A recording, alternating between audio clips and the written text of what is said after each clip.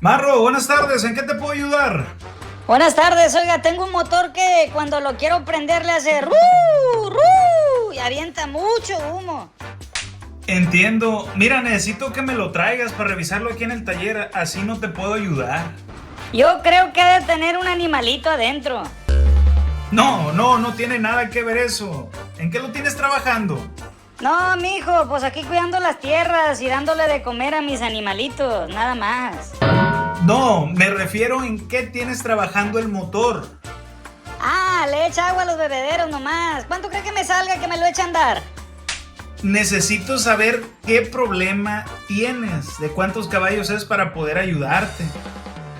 Problema no, hombre, tengo muchos muchachos y caballos nada más uno. Ah, y un burrito que tengo para las vueltas. Ah, mira, me agarras bien ocupado ahorita, pero si me lo traes, te ayudo con mucho gusto aquí en el taller.